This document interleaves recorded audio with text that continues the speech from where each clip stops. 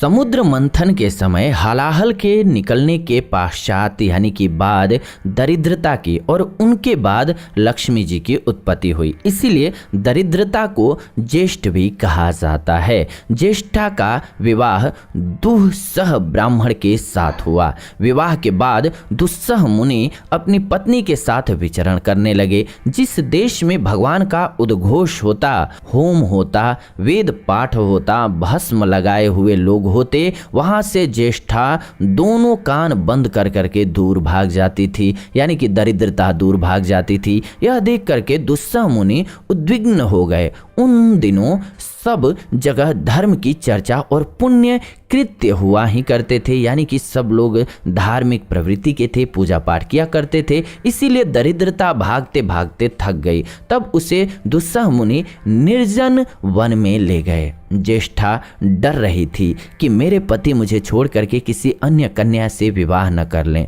दुस्सह मुनि ने यह प्रतिज्ञा करके कि मैं किसी अन्य कन्या से विवाह नहीं करूंगा, पत्नी को आश्वस्त कर दिया। आगे बढ़ने पर दुस्सह मुनि ने महर्षि मार्कंडेय को आते हुए देखा। उन्होंने महर्षि को साष्टांग प्रणाम किया और पूछा कि इस भार्या के साथ मैं कहाँ रहूं और कहाँ न रहूं। मार्कंडेय मुनि ने पहले उन स्थानों को बताना आरंभ किया जहां दरिद्रता को प्रवेश नहीं करना चाहिए, जहां रुद्र के भक्त हों और भस्म लगाने वाले लोग हों, वहां तुम लोग प्रवेश न करना। जहां नारायण, गोविंद, शंकर, महादेव इत्यादि भगवान के नाम का कीर्तन होता हो, वहां तुम दोनों को नहीं जाना चाहिए, क्योंकि आग उगलता हुआ विष्णु का चक्र उन लोगों के अशुभ को नाश करता रहता है। जिस घर में स्वाहा, वष्टकार और वेद का घोष होता हो, वहाँ के लोग नित्य कर्म में लगे हुए हों,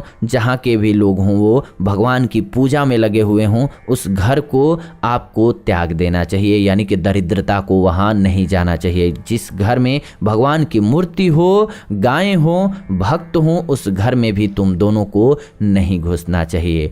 तब दुस्सह मुनि ने पूछा, महर्षि अब आप हमें ये बताएं कि हमारे प्रवेश के स्थान कौन कौन से हैं। महर्षि मार्कंडेय जी ने कहा, जहां पति पत्नी परस्पर झगड़ा करते हों, उस घर में तुम दोनों निर्भय होकर के घुस जाओ। जहां भगवान की निंदा होती हो, जप होम इत्यादि न होते हों, भगवान के नाम नहीं लिए जाते हों, उस घर में घुस जाओ। जो लोग बच्चों को न देकर के स्वयं खा लेते हों, उस घर में तुम दोनों घुस जाओ। जिस घर में कांटेदार दूध वाले पलाश के वृक्ष और नींब के वृक्ष हों, जिस घर में दोपहिया, तगर, अपराजिता के फूल का पेड़ हो, उस घर तुम दोनों के रहने के लिए बहुत अच्छा होने वाला है, वहां अवश्य जाओ। जिस घर में केला, ताड़, तमाल, भल्ला तक यानी कि भिलाव भी बोलते हैं उसको, इमली, कदम्ब, खैर के पेड़ हों, वहां तुम दरिद्रता के साथ घुस जाया करो।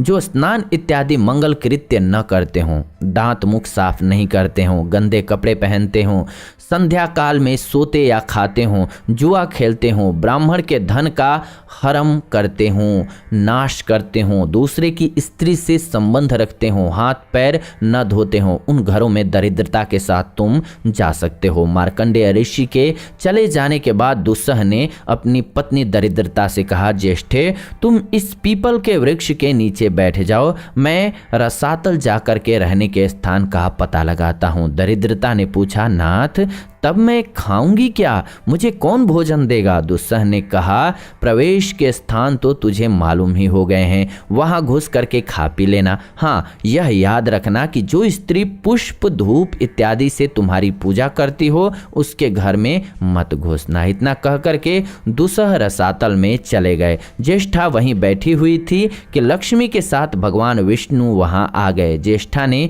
भगवान विष्णु से कहा, मेरे पति रसातल चले गए हैं, मैं अब अनाथ हो गई हूँ, मेरी जीविका का प्रबंध कर दीजिए। भगवान विष्णु ने कहा, ज्येष्ठे जो माता पार्वती, शंकर और मेरे भक्तों की निंदा करते हैं, उनके सारे धन पर तुम्हारा ही अधिकार है, उनका तुम अच्छी तरह से उपभोग करो। जो लोग भगवान शंकर की निंदा करके मेरी पूजा करते हैं, ऐसे मेरे भक्त अभागे होते हैं, उनके धन पर भी तुम्हारा ही अधिकार है। इस प्रकार से ज्येष्ठा को आश्वासन देकर के भगवान विष्णु लक्ष्मी सहित अपने निवास स्थान बैकुंठ को चले गए।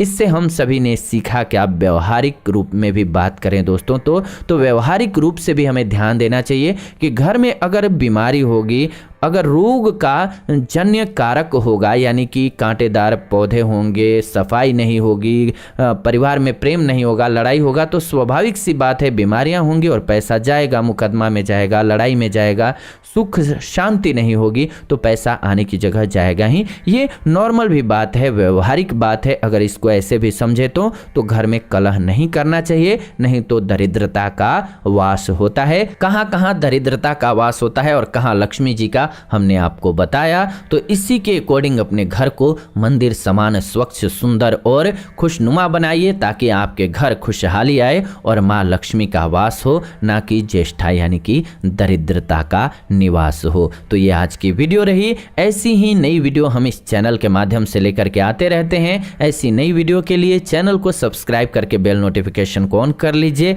ताकि नई वीडियो जब भी हम लाएं नोटिफिकेशन आपको सबसे पहले मिले। साथ ही साथ वीडियो को लाइक, शेयर एंड कमेंट कर दीजिए ताकि अन्य लोगों तक पहुंच सके। विदा लेते हैं आज की इस वीडियो से, जुड़ेंगे नई वीडियो में। तब तक आप सभी खुश रहें, आनंदित रहें, प्रेम से बोलें हर हर महादेव।